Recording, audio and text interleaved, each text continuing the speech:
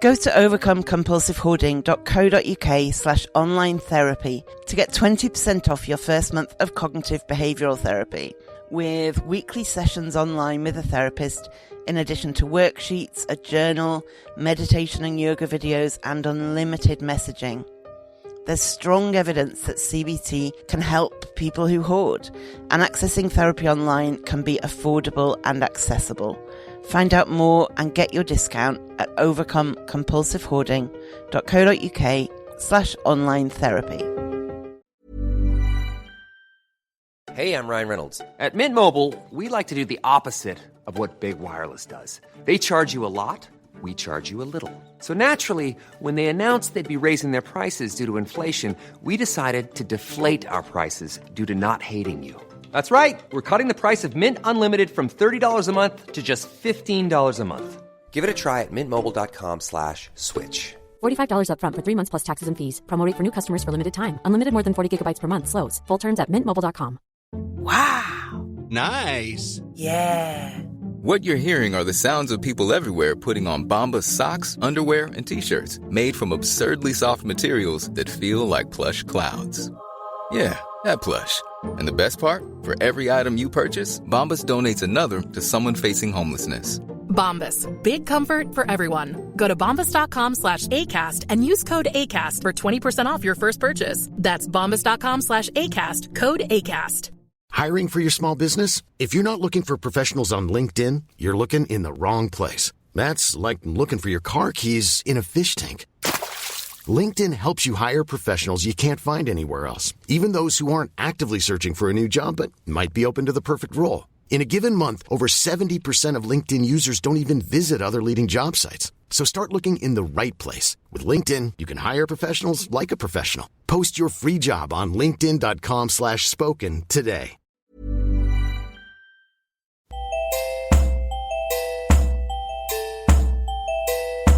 Welcome to the Overcome Compulsive Hoarding with That Hoarder podcast. I am drowning in stuff and trying to find a way out. Listen as I explore the issues and delve deep as somebody profoundly affected by hoarding disorder. Find out more, including links to subscribe to the podcast, at overcomecompulsivehoarding.co.uk, and find the links there to follow me on Twitter, Facebook, Reddit, and all over the place. So I wanted to start with a review today, and I suspect it's not the done thing for podcasters to read out reviews that aren't glowing, but this one's really important, so I wanted to read it anyway. It was left on Apple US, and it was 3 stars by Lady Antique Dealer. What about the family? My husband and I now have the mind-numbing task of emptying a brother's hoarder house. What about our anger that his filth and trash is now our problem? So, what I want to say is that your anger is valid. It is absolutely unfair for you to be left with that task. It is really hard, and it's not something that anybody would relish. And I just want to say that's valid. That's valid. That's all. So today I'm going to talk about questions we can ask ourselves when dehoarding.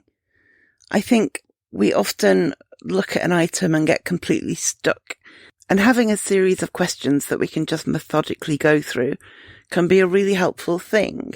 I think when we get too in our own heads about it, we get caught up in maybe the nostalgia of an item or maybe the potential uses of an item. We lose the ability to be objective, and having a series of questions can just help us get back into that zone of being a bit more objective and, dare I say it, a bit more reasonable about what we keep and what we get rid of. Now, because this is a series of questions that could potentially be quite useful on an ongoing basis, I have made a downloadable, printable graphic that you can print out and use when you're dehoarding, or that you can save to your phone to remind yourself. It's free. So just head to Overcome. Just interrupting myself because I managed to get my own web address wrong. So to get the free download, go to overcomecompulsivehoarding.co.uk/pod questions, POD questions. And you'll be able to get it there. So I'm going to start with actually a little snippet from another podcast. And this is the Sustainable Minimalist podcast. And they had a guest on called Janine Adams. And she was talking about the kind of questions that she asks when she's helping somebody to sort out their stuff. And so I'm going to play that now and then look at those questions in more detail and then add some more questions of my own that I think are also useful or important. So this is Janine Adams on the Sustainable Minimalist podcast.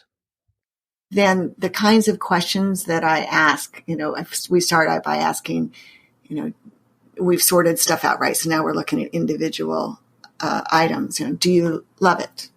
Do you use it? Does keeping this item contribute to your vision for your space? If they can't say yes to those questions, but they still want to keep it, then I push a little further and I'll say, how likely is it that you will need this item? And if you do need it, will you be able to find it? Because that's one of the problems of keeping too much, right? Is that you can't and find it when you need it and then you buy another, which is a self-perpetuating cycle. And then I'll say, how likely is that thing to happen? Sometimes that is enough to have them let stuff go. Now, I will put the link to that podcast on the show notes. I realize that I quite often say that I will put links in the show notes and not everybody may know what that means. So all it means is that when I share a new podcast on my website, which is overcomecompulsivehoarding.co.uk, I put all the links I've talked about and then other useful links like how to subscribe to the podcast and also put a transcript of the entire show. So when I mention that something's in the show notes, head over to overcomecompulsivehoarding.co.uk, find the episode I'm talking about, and all the info is there. So, the first question Janine Adams asks is, do you love it? This is quite an easy one, and it's a very subjective one. Something I might love a scraggy old teddy bear from when I was a child that somebody else would have no feelings for at all.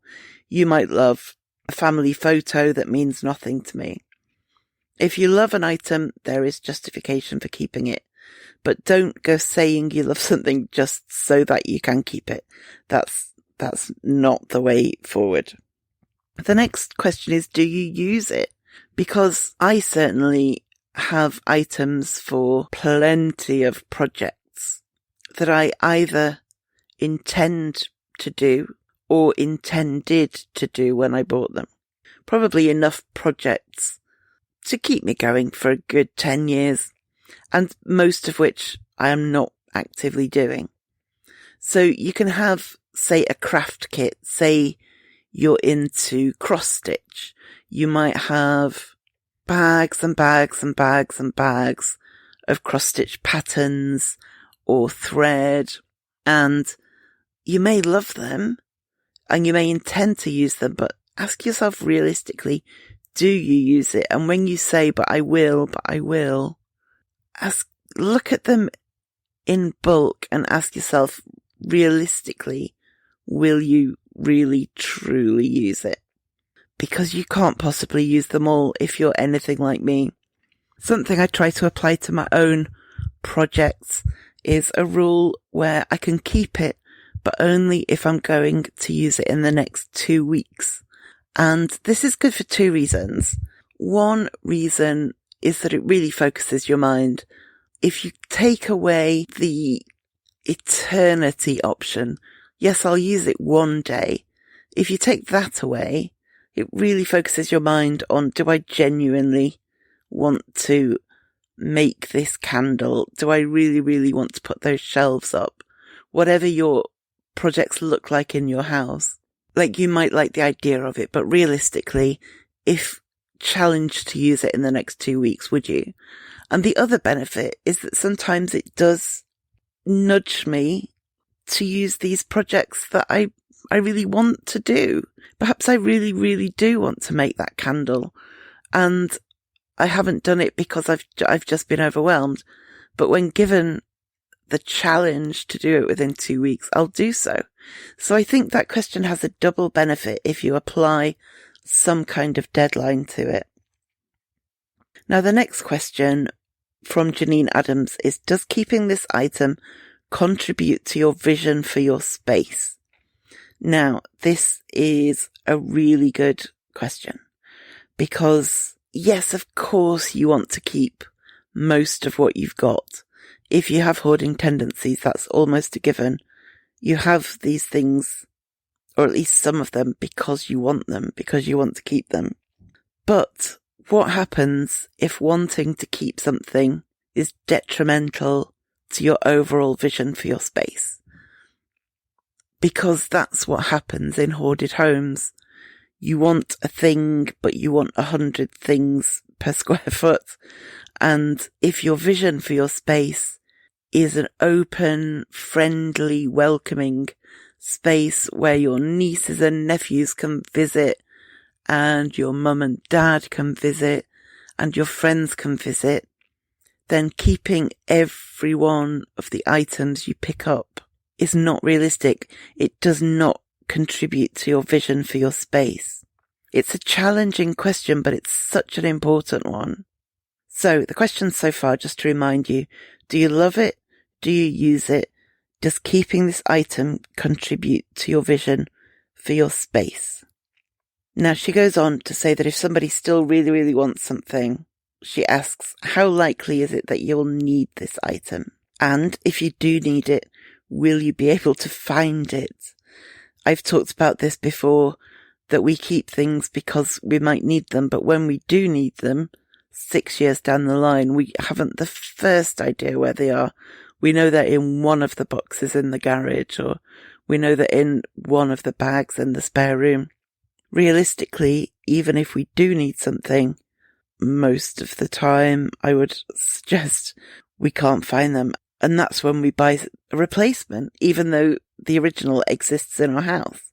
And this is where the clutter becomes more clutter, and that becomes more and more and more clutter.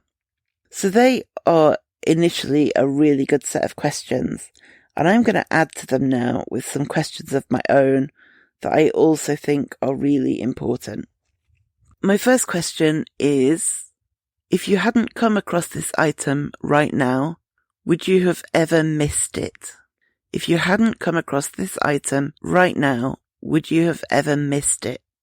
The answer to that will sometimes be yes. It might be a cherished letter from a grandparent who died and you've been desperate to find it for years, and now you've found it and it's precious. Brilliant. But a lot of the time, the answer is no. Like, I remember finding some perfume body spray, and the smell of it immediately took me back to a particular really happy time in my life. And I thought, oh, I've got to keep this because it's such a nice reminder of those sunny months when things were pretty chilled and happy. But then I realised that if I'd never come across that item, I wouldn't have ever felt sad for not having found it. I had no idea that I still owned it.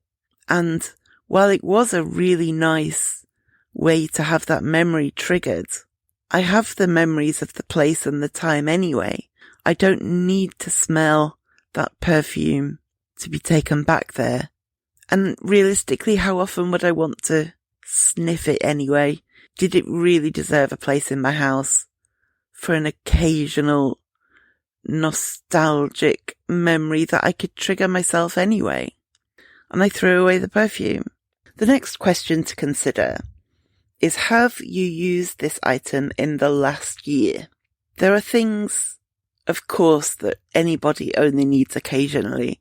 You know, if you're not a DIY fanatic or you've not recently moved house, you might only use an electric drill once a year, that's okay. But if you're storing dozens of items that you use once a year or less, ask yourself if there are more efficient ways to live. For instance, could you borrow a drill off somebody else if you needed one? I know often if a non-hoarding family is having a big get-together and they don't have enough chairs to seat everybody who's coming, they will, first of all, improvise, and like small tables will become stools, but they will also ask neighbours, could we borrow some chairs for the day? And most neighbours are more than happy to oblige. And similarly, they would lend them back if necessary. I went to a big dinner party at a friend's house once, and she rang me in a panic right beforehand and said, I've just realised I don't have enough plates. Could you bring a couple of plates? So I did. And that was how she solved that problem. She didn't feel like she suddenly needed enough crockery for 12 people at all times. She knew that this was a temporary situation, and borrowing some plates would solve the problem without her having to fill her cupboards up on a long-term basis. So think about, if there are items that you do use but only occasionally, think about whether there are other ways to access those items, whether that's neighbours or friends or family members, or there are apps and community websites where you can say, does anybody want to borrow my lawnmower? Does anybody have a spare strimmer that I could borrow? And it's a really nice neighbourly thing to do as well. It's a good way to get to meet and get to know your neighbours if you don't already. So have you used the object in the last year? If the answer is no, ask yourself genuinely, realistically, do you need to keep it? Not do you want to keep it, because you probably do want to keep it, but do you need to keep it? Is there a different way you could access this object if you needed it? The next question is, how many items like this one do you also own? Because staying on the DIY theme, if you come across an electric screwdriver and you think, oh, that's nifty, handy to have, but you do know that your electric drill can be used for that function, do you really need both? If you come across a bag of yarn and it's in beautiful colours, but you know that you already have 12 other bags of yarn, do you really, really need this one? Is it realistic? Is it reasonable to have so many versions of the same thing, or even two versions of the same thing? Sometimes, yes, I have a pair of scissors for every room because I find nothing makes me lose scissors more than moving them around the house. So I have a pair of scissors in every room, and that works out nicely. But I wouldn't need a kettle in every room, or I wouldn't need a wardrobe in every room, or I wouldn't need a desk in every room. If you listen to my previous episode on putting like with like, I talk about this as well, this whole thing of not quite realising how many similar objects you have until you put them all in one space, and then looking at them really helps you put in perspective just how much yarn you have, or how many cross-stitch kits you have. So put everything together that is alike. That will help you to make an effective decision on whether you need all of the versions of the same thing that you own. Cool fact, a crocodile can't stick out its tongue. Also, you can get health insurance for a month or just under a year in some states. United Healthcare short-term insurance plans, underwritten by Golden Rule Insurance Company, offer flexible, budget-friendly coverage for you. Learn more at uh1.com. Hey there, it's Michelle Norris. I'm host of a podcast called Your Mama's Kitchen. When I travel, I'm usually looking for a way to find a taste of home when I'm not at home. And one of the things I love to do when I am at home is entertain. And Airbnb allows me to do that. When I was in California recently, I rented a house that had a great kitchen. And when we were sitting around the table, we were all thinking, we're in someone else's house. Someone could be in all of our homes as well. If you have a home, but you're not always at home, you have an Airbnb. Your home might be worth more than you think. Find out how much at airbnb.com/host. The next question is it possible to use this item? A lot of us store things, and over time, because we're tripping over them and we're piling other stuff on top of them, they become unusable. They are broken, or they are faulty, or they are misshapen, and we can no longer use them because of the hoard, because of the way we live. And that can lead to a feeling of guilt. Like, I've wrecked this. I should keep it because it's not the item's fault that it's broken, it's mine. And that is weird hoarder thinking. I'm not going to pretend it isn't. It's the kind of weird thinking that got us into this mess. Or we might think we can't throw it away because it once was good and we want to hold on to that. Again, makes little sense if you're not a hoarder, but I don't think it's just me who has that kind of thinking. The other time items might be unusable are that we acquired them when they were already unusable. Perhaps we saw something left out for the bin men and we thought, I could save that. That's a cute little table. I could redecorate it and fix the broken leg and make it nice. And then it became a project that we never did. And 3 years later, you have a table that needs redecorating and that has a broken leg. The item is not usable. And this is a time to apply that 2-week rule. If you can fix it and make it look nice in the next 2 weeks, not even if you can, if you will fix it and make it look nice in the next 2 weeks, then do that. Otherwise, it's time to put it out on the curb for the next refuse collection. And then ask yourself whether you have enough space for this thing. And you might fall into a trap of saying, well, I don't have enough space currently, but once I've cleared out, I will then have space to store this thing. But if you're saying that about everything, or 80% of things, or 50% of things, it depends on how much stuff you've got, then you're not dehoarding and you won't have space even when you've got rid of 20% of your things. Do you have space for it? Where is that space? Where's it going to live? Be really, really specific. Don't say in my bedroom, say exactly where in your bedroom. If it's on some shelves, say exactly which shelf. If it's in your wardrobe, say where in your wardrobe. It's too easy to say, yeah, sure, I'll find space for that. It's harder to get specific, but we have to, because if we're going to sort our homes out, then those specifics are important. So that's a lot of questions, and I don't expect you to remember them all, which is why I have made them pretty and downloadable, so you can use them for literally every item you pick up, or you can just get them out for the tough ones, for the ones you're having a bit of a dilemma about. Get a copy at Overcome. Just interrupting myself because I managed to get my own web address wrong. So to get the free download, go to overcomecompulsivehoarding.co.uk/pod questions, POD questions. And print it out, stick it in your notebook, download the image to your phone. It's available as a PDF for printing or as an image file for your phone, so either works. And then just use them as a tool. You'll find that some questions are more relevant and useful to you than others. That's absolutely fine. You'll get to know which ones you're quite good at answering and which ones you struggle to answer. And that can tell you a lot about where your own personal blocks are with regard to dehoarding. In just 1 second, I'll give you my top tip of the week.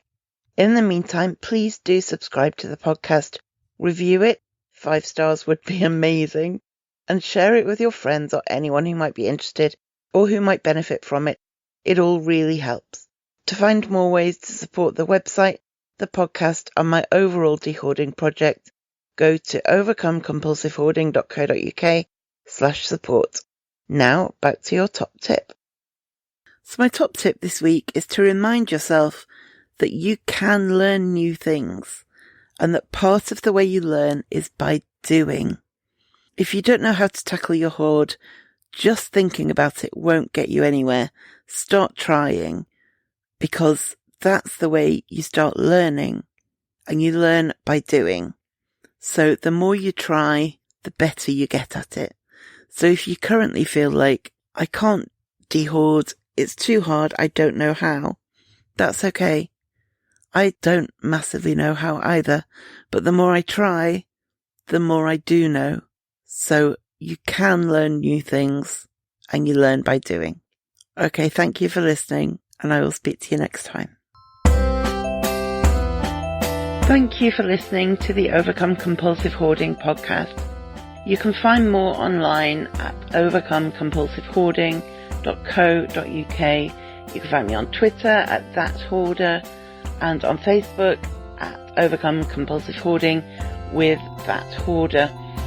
To find out more about how you can support this podcast and the overall project, go to overcomecompulsivehoarding.co.uk/support and do subscribe to this podcast so you make sure you don't miss any future episodes.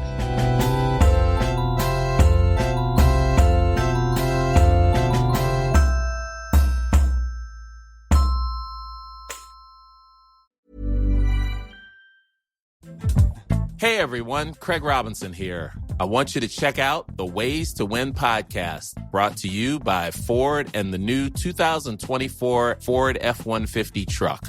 On Ways to Win, Coach Cal and I will discuss leadership lessons we've learned. We know all about the days spent perfecting your craft outside of the limelight and have knowledge to share about how strength, inspiration, encouragement, and adaptability are the key ingredients to drive toward your dreams. And those same ingredients can be found in the new 2024 Ford F-150 truck. So check out my podcast, Ways to Win, and also check out the new 2024 Ford F-150 truck. Learn more at Ford.com. Built Ford tough, built Ford proud. 1-800-Flowers.com is more than your birthday, anniversary, or just because gift-giving destination. We put our hearts into everything we do to help you celebrate all life's special occasions with friends and family. From our farmers and bakers, florists and makers, everything from 1-800-Flowers is made with love every step of the way, because we know that nothing is more important than delivering a smile. To learn more, visit 1-800-Flowers.com/ACAST. That's 1-800-Flowers.com/ACAST.